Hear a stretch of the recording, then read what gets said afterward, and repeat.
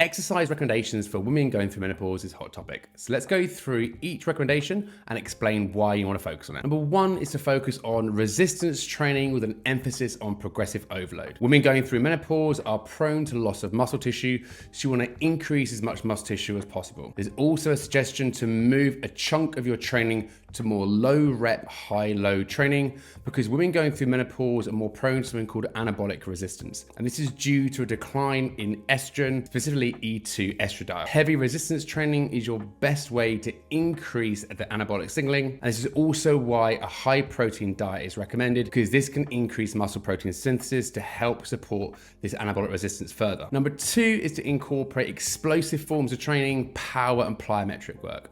Once again, because that decline in E2 estradiol, women are more prone to loss of bone tissue and tendon thickness and stiffness. So impact forms of training and plyometrics are a really great way to increase bone density and to restore some of that tendon thickness. And number three is to shift some of the cardio to more high intensity intervals and sprint interval training. Now, not that sort of pseudo high intensity interval training that's been popular for the last 10 years where you're doing circuits, actual high intensity intervals, usually on something like a stationary bike or assault bike, where you're doing 20 to 30 seconds of all out effort with enough rest to be able to repeat the bout again. Because these forms of training are highly glycolytic, that teaches your body to shuttle glycogen back into the muscle, and this helps with improving insulin sensitivity, which is often impaired in women going through menopause. But there is a big caveat to this. Don't just jump into everything I just said. If you're currently doing things that don't look anything like the suggestions, what I would suggest to do is to add them in gradually over the course of a calendar year. So in 1 year's time, you're starting to do more of those things. Because there are still benefits to other forms of training,